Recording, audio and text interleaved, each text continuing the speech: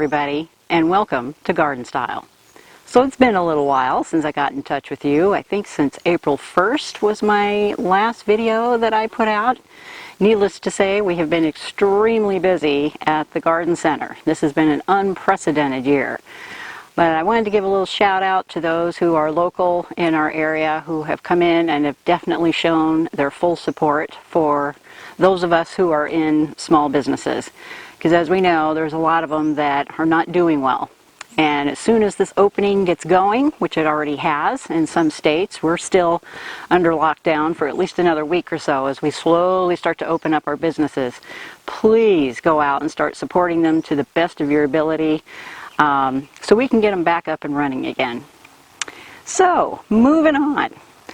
Before I get started here, I just wanted to introduce you guys to something new that is going on. I kind of mentioned it in my last video, but we're really working behind the scenes now to get up and running our online store, which will be at sunnycrestnursery.com.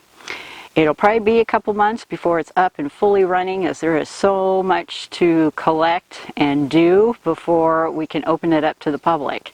Lots of pictures, pricing, taxes, shipping, affiliates. It's incredible how much work is involved to get an online store up and running. But I promise you, I will let you guys know first as soon as it's up and going. We're going to be offering all sorts of things, from plants, of course, that will be available to you, as well as tools, seeds, yard art, garden ornaments, Christmas ornaments once we get into that season, and of course the latest up-to-datest in what's going on with gardening. So just wanted to give you a heads up on that before I get started.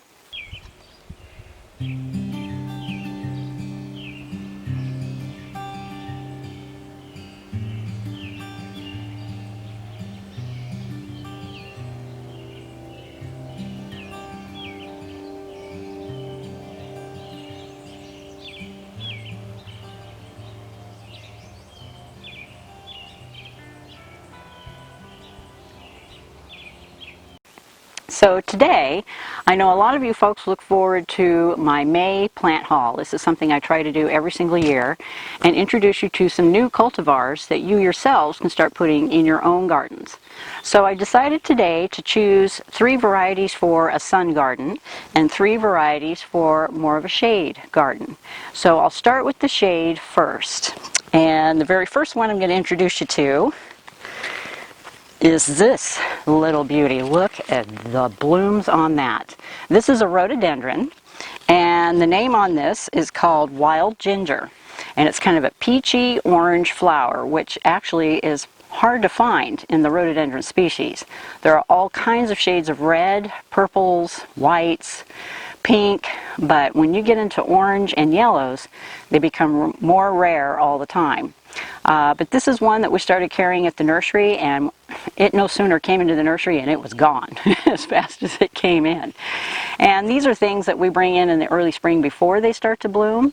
So most of the time before they disappear, they have to bloom first so folks can see their colors. Well, a lot of them did a lot of Googling and brought up the pictures of it online. And then they scooped them up before they even started blooming. But I myself was enamored with this particular color and wanted to bring it into my own yard.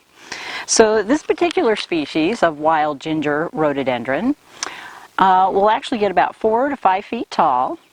It's good through from zones 4 through 9, so it's actually a pretty hardy little cultivar, and it's evergreen, so it won't lose its leaves. And this particular guy actually prefers 4 to 6 hours of sun, preferably a little afternoon shade, so it's not sitting in, you know, the scorching sun late in the afternoons. But here in the Northwest, our sun isn't quite as hot as it is in other parts of the country. So some of these cultivars can get away with being in the full sun throughout the day. But I find they do best, and they look their best, if they can get a little afternoon sun after 3 o'clock. But yeah, wild ginger rhododendron, what a gorgeous specimen. And I haven't quite decided where I'm putting him yet, but he's going somewhere. He's just beautiful. Okay, so there's plant number 1 for the shade. And now this little guy is a new fern that we started carrying here at the nursery, and it's called Athyrium odophorum eared lady. Whew, long name for such a little guy. And I really like this particular guy because they prefer deep shade. They don't like any sun whatsoever. So when you have big shrubs like these guys who get 4 to 5 feet tall, you need something in the understory underneath, and I find ferns are perfect for that. Now this is a deciduous type of fern, which means it dies back in the winter, but boy, they spring up fast during the spring as soon as those temps start to warm up. And I thought he was super cute. I'll give you a much closer view, of course, down below this video here. But beautiful green leaves with purple stems, and they're just kind of a lacy look to them. And he will only get maybe 18 inches high by 18 to 20 inches wide.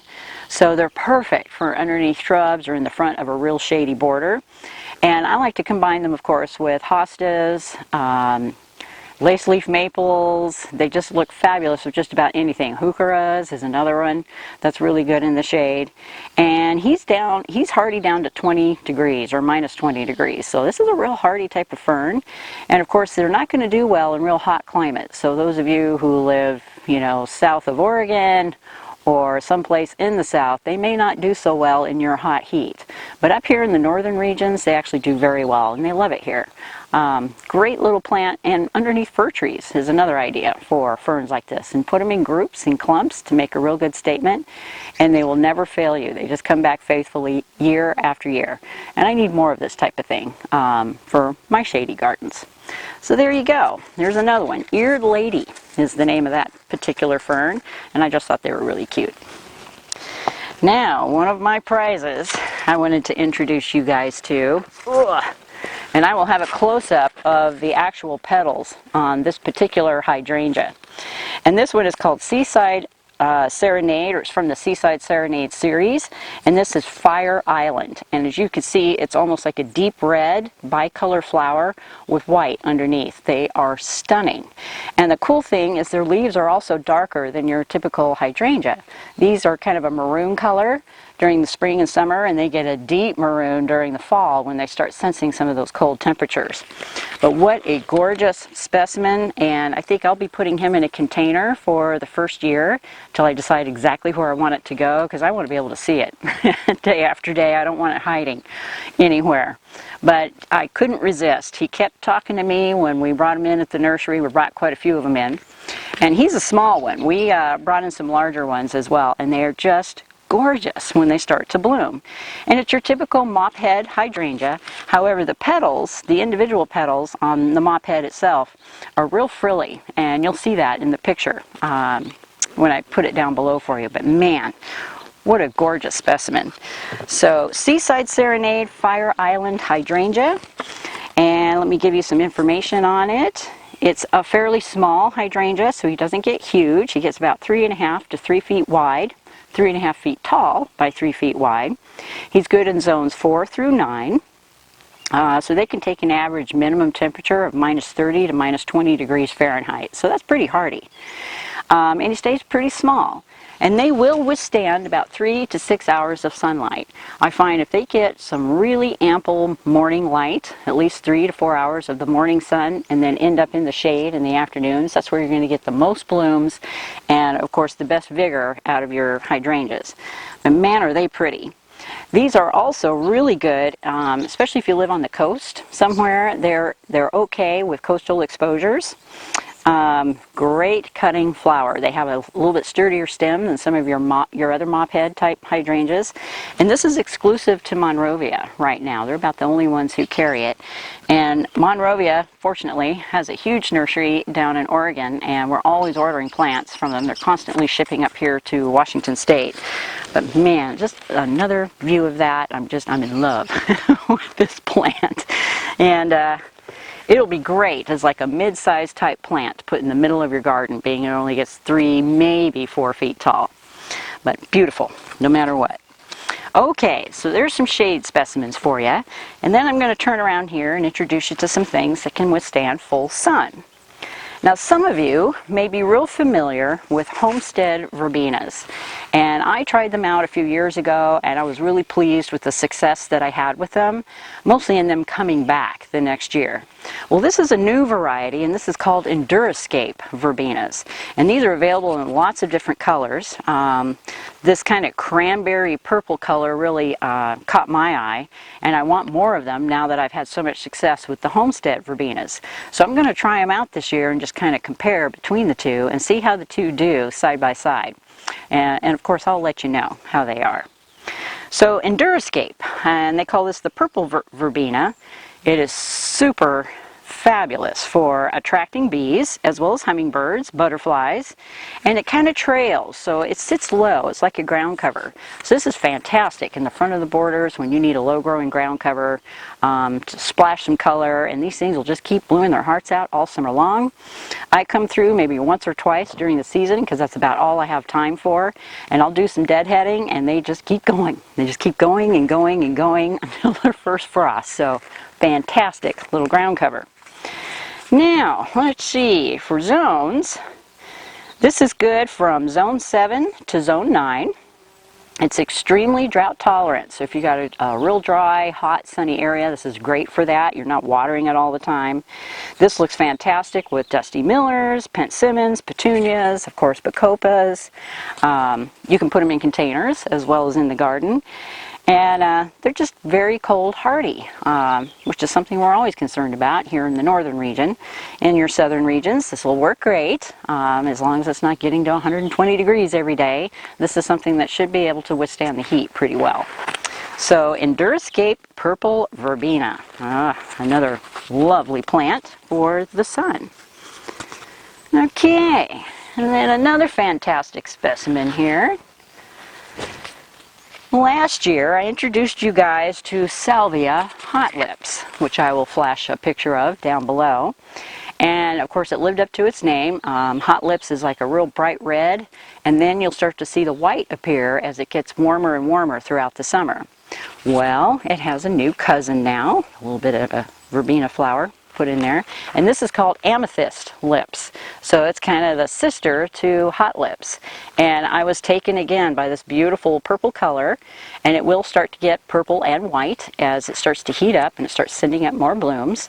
But my hot lip salvia came back this year without a problem. I just gave them a little bit of a trim in the tips here, and now they're all bushing out and sending out all kinds of new growth. So I wanted to try a new color. All right. So, moving on to the last specimen that we have to talk about today, and that's this beauty that's been sitting here off to the right. This is called Sambucus, or elderberry lemony lace. And this is a beautiful specimen for the sun. And I know here I have found that some of these lime green, really lacy type leaves that you find on different plants actually prefer a little afternoon shade so that they're not in that hot, searing heat. So this guy is going to be doing just that. He is going to be probably in the shade by 3 o'clock in the afternoon. But I decided on this particular specimen to put in a container for this coming year, as I'm still working on my backyard fence project, which I'll give you a sneak peek today as to the progress that I've made so far in the back. It's taken all my time, so I haven't been able to pay attention to much of anything else in the yard this year. But I love this specimen for his color, and if I combine him with this gorgeous verbena in the purple, or even the salvias for that matter, either one would go beautiful with it. Purples and lime greens are just naturals together. I think it'll make the statement that I am after in this container where I'm going to put it. Okay, let me find the tag to it here and give you some info. I found here on this tag, which I was much to my surprise, that this is also deer resistant. Deer are not going to want to eat this, which I thought was kind of cool. But this particular specimen will get about 3 to 5 feet tall. He is good from zones 3 to 7, which means he's very hardy down to minus 40 degrees. So those of you in colder regions, this is a great plant for you to pick up for your sun garden. What else can I tell you about it? It does get little flowers on it, like a little bunch of pink flowers, but it's purchased mostly for its foliage. It also has a sister, which is called black lace elderberry, which I can flash a picture of down there in the corner for you. which is beautiful as well. But for this particular area where I'm putting it, it's kind of dark, and I needed something that was going to light it up, and what a great way to do that with this specimen here. So he doesn't get super tall. It says 3 to 5 feet tall, maybe about as wide, but you can certainly keep them pruned to size. That's usually what I do, just to keep them under control so they aren't getting too big for their area. But this will work great in a container for now. All right, so there you go. A whole bunch of different specimens for you. And hopefully it has inspired you to go start looking around in your own nurseries to find some. We've had so many beautiful specimens at the nursery, it's been really hard for me to decide what it is I want to plant. So I finally got it narrowed down and just keep it simple as I possibly can. Alright, you guys, of course if you have any questions or comments, you can put them in the description box down below this video. And yes, I will put all the names of these plants in the description. I know in past videos I haven't done that, but hey, cut me some slack. I'm learning as I go along here. But yeah, any questions, comments, put them in the description box down below. And of course you can send me an email at gardenstylenwest@gmail.com, or hop onto our website at sunnycrestnursery.com and keep your eyes peeled as we're about ready to launch a brand new online store. And I'm getting pretty excited. It's just a lot of work we're still doing yet. Okay, you guys, hopefully you're out there getting your hands dirty, getting out of the house, getting unquarantined as we speak. And I look forward to talking to you soon. Bye for now. Alright, you guys, here's a sneak peek at what's going on in Debbie's backyard. So I have the before picture down in the corner there, and I'm going to try and do my best to just show you what I've done here. So, of course, the most important thing is getting your foundation plants in, which I've done here all along the fence. And you'll notice that I have mixed in some containers, some big glazed pots. We just had a rainstorm, so the roses are shedding all over the place. But I have a little issue here. I have a tree stump that sits right underneath this pot. And I'm a little bit about keeping things uniform. So I decided to put another pot down there at the end, because there was no getting this tree stump out. So I was like, well, if I can't plant there, then we'll put a container there instead. And so I put some Atlas roses in there. They're actually beautiful, real pretty peach color when the rain hasn't destroyed them. And they're extremely fragrant. So put some of those in there, and then continued around the corner and put in a lacy moon maple here in the corner, and continuing on here. That's what I've gotten done there. And then we planted a couple of fruit trees. I'm going to go around the other side here so you can get an idea for the scope that's going on here. Here we go. Okay, so I put in an apple tree here. That's a Cosmic Crisp, which is a brand new variety that's come out. It's supposed to be excellent.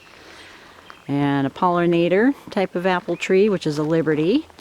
Finally moved all my veggie beds, there they are, and got them leveled. And then I'm kind of separating the area, creating a garden room, so to speak. You can see the garden shed in the back, but I put in a little separation here with some evergreen shrubs, because I intend to put grass in real soon, as soon as I get this one last little wild huckleberry out of the ground. Put him somewhere else. But all this is going to have grass in it, and then over here, where I put a rickety bench that I intend to restain and give it some life again. But right in here, we're going to have a barbecue pit, or some sort of fire pit. And I found a pit kit online, which I think I'm going to bring in and give it a try. And then we're going to re-edge this, put in kind of a small garden back there where the bench is. And then all the rest of this will probably be gravel with a really fun fire pit, which is right off the deck. So there's a progress report for you. I'm just kind of right smack in the middle of my project at the moment. But at least the foundation plants are in, and then as soon as I get a lawn of some sort started here, I'll be able to fill in the back fence with some more color. And that's where we stand for now. All right. There's your sneak peek. Hope you enjoyed it. Talk to you guys later.